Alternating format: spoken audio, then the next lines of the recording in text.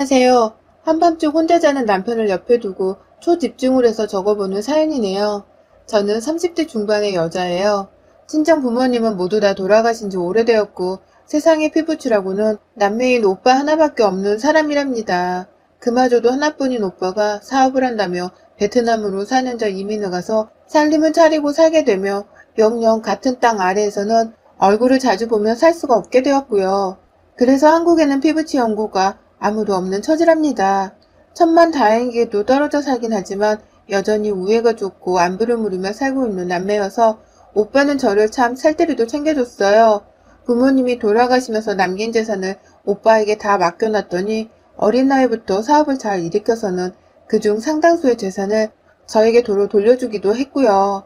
그리고는 자신의 사업을 더 키우겠다며 베트남으로 가긴 했으나 가서도 늘 여동생의 혼수자를 알아보면서 살뜰하게 돌봐주려 했던 하나뿐인 오빠였습니다. 어떻게든 부모 없이 혼자 살고 있는 제가 무시당하지 않고 귀한 대접 받으면서 시집을 가길 원했던 오빠는 제가 30이 넘어가면서부터는 눈에 불을 켜고 저의 신랑감을 찾아다니곤 했어요. 자기 주변에 괜찮다는 사람들도 막 소개시켜줬고 그러다 진짜로 제가 연애를 하게 되면 옆에서 거의 친부모님 마냥 얼쩡거리면서 제 연애에 참견을 하곤 했죠. 남자친구가 잘 챙겨주긴 하는지 귀하게 대접을 해주는지를 물어보면 말입니다. 몇 번 오빠의 도움으로 저도 좋은 사람들을 만났었고 또 헤어짐이 있었지만 어쨌든 연애 경험은 참 많았어요. 아쉬울 것이 없게 말이죠. 결혼까지 꼭 갔으면 싶은데 매번 헤어진다면서 타박을 하던 오빠는 계속해서 또 주변에 있는 좋은 남자들을 소개받고 받아서 제게 소개를 시켜줬는데요. 그러다 만난 사람이 바로 지금의 제 남편이었습니다. 저희 오빠가 대학을 졸업하지 않은 채 바로 군대를 다녀와 사업을 시작한 바람에 제대로 된 학연이라 일컬을 사람이 별로 없었는데요. 오빠의 유일한 명문대 친구를 한 군대 동기분의 소개로 저희 남편을 건너 소개를 시켜줬더라고요. 어떻게든 좋은 사람을 만나라면서 오빠의 적극적인 알선으로 남편을 만나게 된 것이었습니다. 그리고 그 결과는 보다시피 저희 부부가 결혼하게 되면서 성공적으로 끝이 났고요. 여동생이 결혼해서 잘 살게 되었다며 오빠도 조금은 더 후련하게 한국에서의 미련을 버리고 이민을 가버렸고 오빠에게 듬직하게 보이는 남편이 생겨나서 저 또한 기분이 좋았습니다. 피부치 연고는 없더라도 내 신랑이 생기게 되어 참 기쁘고 반가웠죠. 그런 남편의 가족들인 시댁 식구들이랑도 이제는 새로운 가족이 되어서 한국에서 보다 북적거리며 행복하게 잘 살 수 있을 줄 알았어요. 결혼의 끝은 늘 해피엔딩이었던 동화 속 공주들처럼 저 또한 결혼만 하면 행복한 인생은 따놓은 것인 줄로만 알았죠. 그러나 생각보다 결혼 생활이 그리 녹록지 못했습니다. 저희 남편에게는 누나가 하나 있어요. 형님은 이제 딱 40이신데 제 나이에 결혼을 하셨다가 이혼을 하고서 지금은 시댁에서 시부모님과 함께 셋이서 살고 계셨죠. 전 남편과의 사이에서 아들 하나가 있었으나 이혼을 하면서 양육권을 뺏긴 바람에 현재 형님의 아이는 전 남편이 키우고 있는 상황이고 또 재혼을 생각하는 새로운 여자를 만나고 있다는 것까지는 형님을 통해서 들었습니다. 그 이상은 저도 남편도 잘 알지를 못하고 눈치가 보여서 물어보지도 못했지만 형님이 가끔 술을 먹으면 남편한테 돈을 좀 빌려달라고 전화를 하며 전 남편에 대해서 하소연을 하는 바람에 저도 일부에 대해서는 엿들어 알고 있었어요. 처음 결혼을 하고서는 무작정 새벽에도 전화가 와 자는 사람들을 깨우는 형님의 무례함이 정말 싫었습니다. 술을 마시지 않는 맨정신일 때도 다소 차갑고 냉정해 보인다는 인상을 여러 번 받긴 했었는데 술만 마시면 자기 팔자를 한스럽다고 남동생한테 늘어놓으며 전화를 하니 저로서는 불편한 점이 한둘이 아니었죠.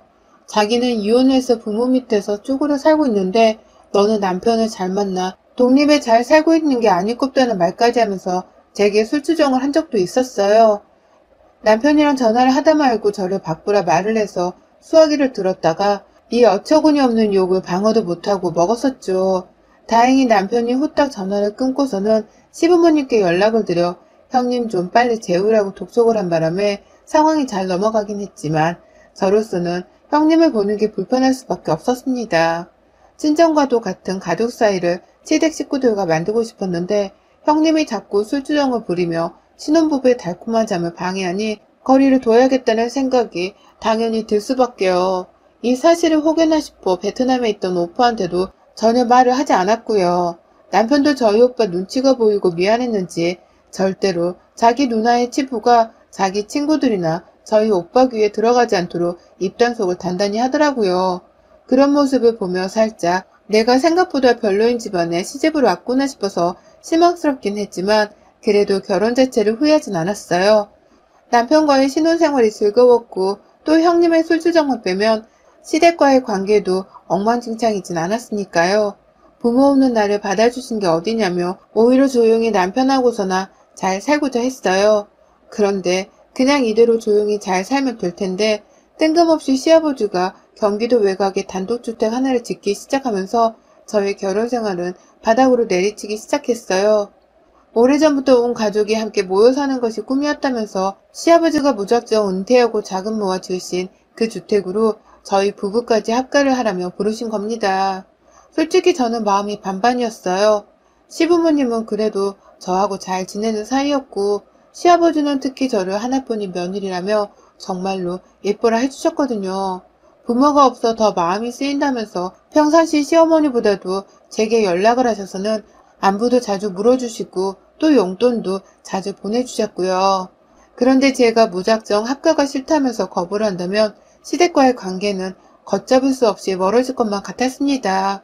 이런 상황에서는 며느리인 제가 조금은 숙일 줄도 알아야 한다면서 아주 잠깐이라도 살아보고 출퇴근을 핑계대면서 다시 본가를 하라고 조언을 해주는 친구의 말에 저도 결국 수긍하게 되었죠. 한번 살아보고 다시 결정을 해보자며 남편이랑도 둘이서 얘기를 해봤고 최대한 마음에 부담이 없는 선에서 합가를 하게 되었습니다. 저희 부부는 아직 아이가 없었어요. 당장 계획은 없었지만 언제든지 아이가 생기면 낳을 의향은 있어서 순리대로 낳자는 마음으로 가볍게 살고 있었는데요. 합가를 하게 되면서는 시부모님과 형님이 1층 그리고 저희 부부가 2층에서 살게 되었죠. 나름 구역에 나눠져 있어서 완전히 매 순간 얼굴을 마주보며 살아야 하는 불편함은 없었습니다. 그리고 저희 부부를 포함해서 형님까지도 모두가 회사로 출퇴근하고 있는 사람들이었기 때문에 퇴근하고 나서야 집에서 저녁밥을 먹으며 얼굴을 볼 수 있는 정도였어요. 이대로만 살면 그냥 대가족이 사는 것처럼 평범한 모습이었습니다. 아침 저녁으로 밥을 차려주는 시어머니가 계셔서 오히려 저로서는 편한 점도 헐 많았을 정도였죠. 그런데 그 일이 생기고 난 후부터 모든 게 악몽으로 뒤바뀌기 시작했어요. 정확히 합가를 해서 사게 된 지 4달 만에 벌어진 일이었습니다. 밤에 온 집안에 불이 꺼졌고 저희 부부도 2층 방에서 눈을 감았어요. 그러다가 남편이 문득 제 몸에 손을 대더라고요. 뭐 여전히 아이가 없어서 신혼 같았던 우리였는지라 남편의 터치가 오히려 전 반갑고 두근거렸습니다. 뭔가 부부 사이의 분위기가 절정에 이르렀을 때쯤 온전히 남편에게 저의 온 신경을 쏟아붓고 있던 그때 갑자기 방문이 열렸어요. 그리고는 누군가 당황한 듯 다시 문을 닫고는 후다닥 발바닥 걷는 소리를 내면서 도망치더라고요. 놀라 자빠질 뻔한 저는 침대 위에서 남편을 밀쳐대다 결국 남편이 침대 아래로 떨어졌고 저희 두 사람은 어둠 속에서 정신을 차리느라 잠시 혼이 빠졌다가 겨우 방 불을 켜고 주변을 살폈습니다. 1층으로 내려가 보니 방마다 문이 아주 곱게 닫혀있더라고요. 혹여나 도둑이라도 들어온 건가 싶어서 남편이 골프채 하나를 빼려고는 집안 구석구석을 살폈지만 결국 아무도 나오질 않았어요. 혹 방 안에 들어가 있는 시댁 식구들 중 누군가가 우리 방에 들어오려고 한 게 아니냐며 의심의 말을 해보기도 했지만 남편은 그럴 리가 없다면서 자기 가족들을 절대로 믿으려고만 했죠. 남편이 그렇게까지 완강하니 저도 별다른 말은 없이 너무 찝찝해 라는 걱정만 반복하다가 결국 그날 저희 부부는 잠자리 한 번을 제대로 가지지 못한 채 기분이 요상한 상태로 잠이 들었습니다. 하지만 이런 일은 그 후로도 여러 번이나 일어났어요. 방문을 직접적으로 열고 들어오는 소리는 못 들었지만 새벽에 잠시 화장실에 가려고 일어나 보니 우리 방문이 활짝 열려있는 것을 본 적이 서너 번 있었고요. 무서워서 남편을 깨운 채로 함께 화장실까지 갔다가 방 안으로 들어가는 순간 누군가 기다렸다는 듯이 계단을 타고 아래층으로 내려가는 소리를 듣기도 했습니다. 정말 누구냐면서 화를 내며 1층으로 쫓아가서는 시부모님 방 그리고 형님 방을 두드리는 실례를 범하기도 해봤는데요. 그러면 귀신같이 모두는 잠이 들었다가 막 깬 사람이 마냥 부시시한 채 눈을 겨우 뜨며 문을 열고 나왔죠. 또 하루는 죽은 바퀴벌레가 새집이니 단도축되게 저희 방 안에 널브러져 있기도 했었습니다. 역한 냄새가 나길래 시부모님께 물어보니 벌레를 죽이기 위해서 집안에 약을 썼다는 말을 하면서 둘러대시더라고요. 약을 뿌려서 바퀴벌레가 죽어있는 것이라면서 말이죠. 참나. 정말 귀신이 고칼 노릇이었어요. 혹시 집안에 더러운 노숙자가 몰래 들어와 사는 건 아닌가 싶어서 괜히 예전에 봤던 공포영화 생각이 나기도 했고요. 이제는 슬슬 남편도 자기 가족들을 믿지 못하겠는지 가끔 밥을 먹다 말고 괜한 소리를 하더라고요. 또 우리 방에 누가 들어오려고 했더라고. 도대체 뭘 보려는 건지 걸리면 진짜 다리몽댕이를 부러뜨릴 거야. 라면서 말입니다. 그 순간 앞에 있던 시댁 식구들의 표정을 제가 찬찬히 살펴봤는데 참 거짓말처럼 누구 하나의 표정에 변화 없이 남편의 말에 공감을 하면서 오히려 CCTV를 설치하자며 맞장구를 쳤고요. 저희 형님은 술을 마시며 막 전화를 걸면서 진상짓을 했다고 했잖아요. 희한하게 합가를 하고 나서는 술을 잘 마시지도 않고 또 술을 마셨다 하더라도 저희 부부한테 전화를 하면서 잠을 깨우지 않더라고요. 왜 갑자기 술을 마시지 않는 건가 싶기도 했고 설마 술을 마시면서 우리 부부의 잠자리를 방해하는 대신 직접 방으로 몰래 쳐들어와서 잠자리를 방해하려 한 건 아닌가 싶기도 했어요. 그래서 의심을 해보려 했는데 오히려 형님은 저희 부부를 더욱 걱정하면서 혹시라도 귀신 들린 걸 수도 있고 사람 일을 모르는 거니 부치라도 해봐 라며 오만 방법을 강구해 소개시켜 주셨어요. 새집인데 알고 보니 터가 안 좋은 것일 수도 있다며 자신은 시어머니랑 같이 무당이라도 찾아보겠다고까지 신경을 써주셨죠.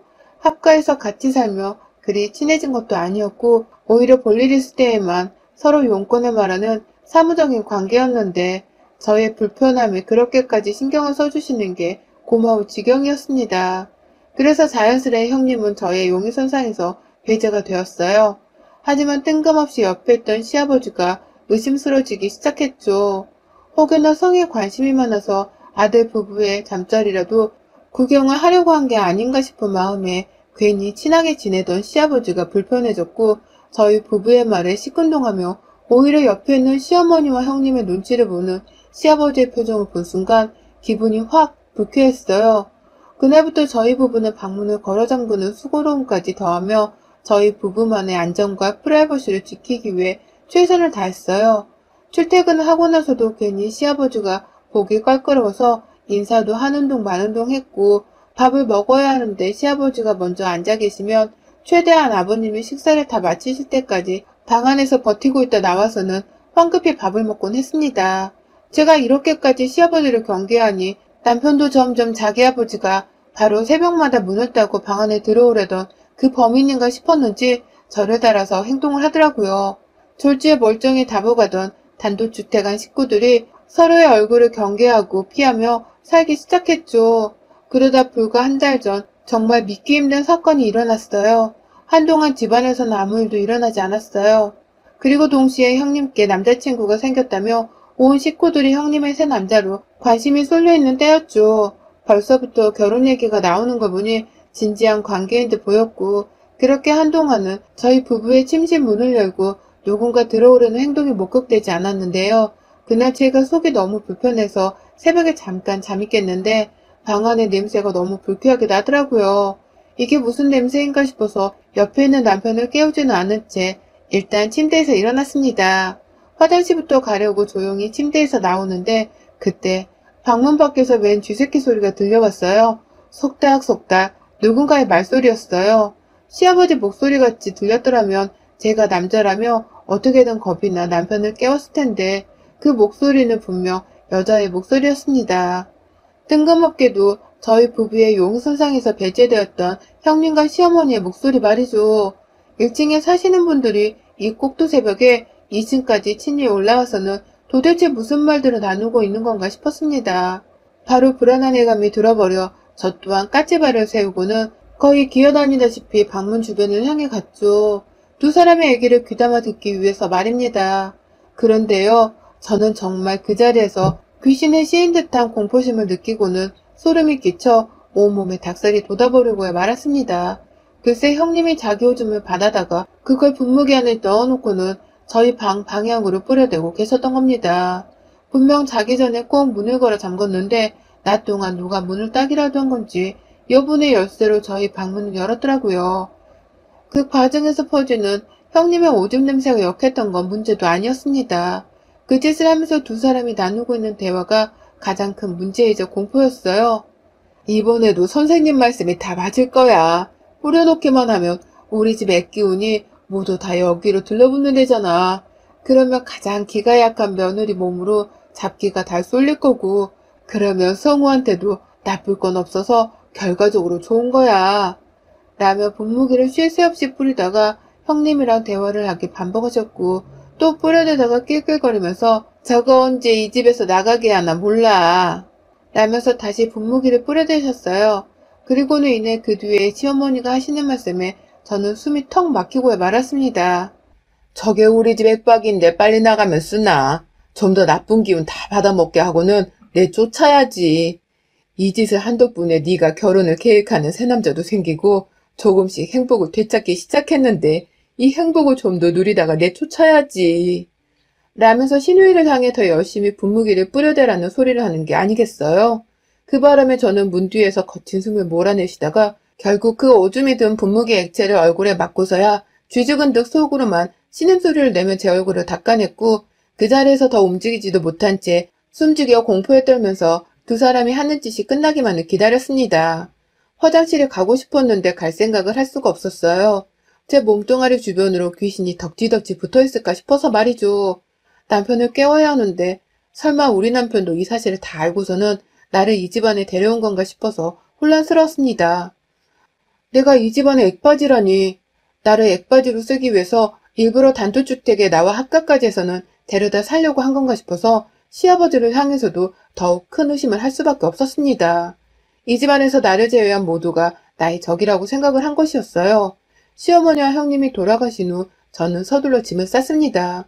아침에 출근하는 길에 제 짐을 챙겨 나가서는 그 길로 그냥 시댁에 돌아오지 않을 참이었죠. 어떻게 자기 딸내미가 좋은 남자를 만나서 팔자 펴고 살게 하기 위해서 며느리인 나에게 애귀를 받아먹게 할 생각을 다 했나 싶더군요. 정말이지 아무리 생각해도 이건 사탄과도 다름이 없는 사기 집단이었습니다. 눈에서는 눈물이 주룩주룩 흘러내렸어요. 부모를 여의고서 오빠랑 외롭게 살았던 그 시간만으로도 저는 너무 힘들었고 결혼을 하면서는 가족이 생겼다는 사실에 정말 하늘을 날 듯이 기쁘고 행복했는데 결혼의 대가가 이렇게 참혹한 것이었나 싶은 마음에 눈물을 주체하지 못한 채 결국 숨을 꺼이꺼이 들이마시면서까지 울기 시작했어요. 그 밤중에 방 안에 불을 꺼놓은 채 혼자 짐을 싸고 있으니 남편은 자다 말고 저를 보고선 호들갑을 떨며 놀라 잠에서 깼습니다. 방 안에서는 이상한 냄새가 흘러나오고 있는데 마누라는 짐을 싸며 엉엉 울고 있으니 남편도 놀라고 무섭다며 저를 진정시키더라고요. 무슨 일이 있었냐면서 어느새 손에는 골프채 하나를 쥐고서 주변을 살피기 시작했고요. 그런 남편의 행동이 참 가증스러웠어요. 너도 다 알고 있으면서 연기하지 마! 라며 결국 방 안에서 소리를 지르지 못한 채 숨죽여 화를 냈죠. 그러자 남편은 무슨 일이냐고 끝까지 모른다는 표정을 짓더라고요.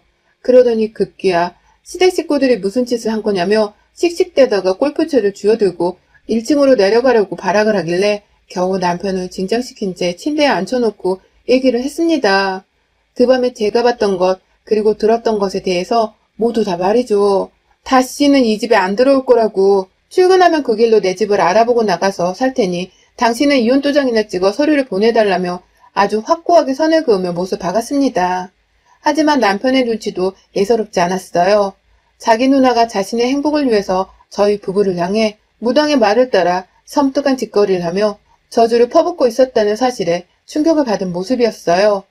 이제 보니 남편도 정말로 아무것도 알지를 못한 채 있더라고요. 그리고 나서야 저는 아까 신우이가 했던 말이 생각났어요. 신우이도 분명히 남편한테는 나쁠 것 없이 모든 애끼는 기가 약한 저에게로 들러붙을 것이라면서 시어머니를 안심시켰거든요.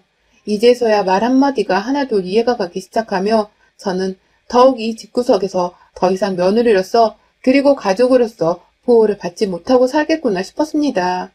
자기 아들만 안중에 있고 며느리는 안중에도 없던 시어머니와 형님으로부터 최대한 멀리 도망치기로 했고 저의 야반도주에는 저희 남편도 함께 하기로 했네요. 황급히 옷가지의 기본적인 물건들만 캐리어에 가득 싸서는 남편이 먼저 주차장까지 왔다 갔다 하며 짐을 옮겼고요.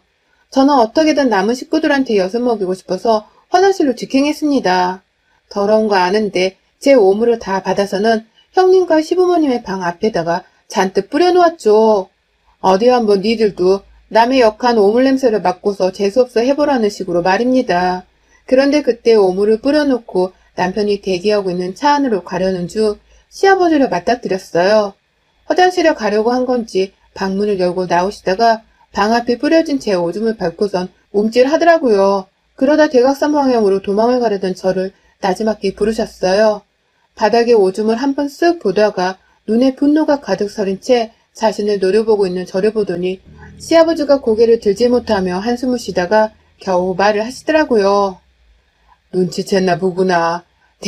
내가 사과를 하마. 딸내미가 평생 술주정에 괴로워하며 남자도 못 만나보고 늙어죽는 게 걱정이 되었는데 이렇게 하면 딸내미 팔자가 조금씩 핀다고 하길래 그래서 정말 마지못해 택한 방법이었다. 너를 미워해서도 아니고 너를 가족으로 받아들이기 싫어서도 아니었어. 딸내미만 결혼을 하고 나면 모든 건 다시 원래대로 되돌리고 잘 지내볼 참이었다. 라면서 끝까지 자신은 가족관계를 다시 되돌려보고자 했다는 개소리를 하길래 저는 입에 침이라도 바르고 나서 말을 하라는 냉정한 대답을 한 채로 시아버지를 빚고 오며 집을 빠져나왔어요. 남편이랑은 바로 호텔에 들어가 좀 쉬다가 출근을 했고 그날부로 저희는 2주 정도 호텔에서 숙박을 하며 지내다가 겨우 임시 A&B 숙소 하나를 잡아서는 현재 집 걱정은 좀 밀어놓은 상태입니다. 이대로 지내다가 바로 전셋집을 구해서 완전히 다시 독립을 하기 위해 들어갈 생각이고요. 저뿐만 아니라 적잖게 충격을 받은 남편까지도 저희 부부는 이제 다시는 시댁과 그 어떤 것으로도 얽히지 않은 채 남남처럼 살기로 굳은 맹세와 다짐을 했습니다. 내 몸에 귀신이 붙어있을지도 모른다는 소름 끼치는 생각이 들어서는 다시는 살아생전에 가보고 싶지도 않고 마주보고 싶지도 않아요. 딸내미 팔자를 펴보겠다고 부모 없는 며느리를 가지고서 액바지로 쓰려고 했던 시댁 식구들 부디 천벌을 받으라며 저는 오늘부터 기도라도 올려볼 참이랍니다. 내가 집에서 나왔으니 마음이 불안해서 지들끼리 액바지 없이 어찌 살런가 모르겠네요. 여러분의 생각은 댓글로 남겨주세요. 오늘도 시청해주셔서 정말 감사합니다.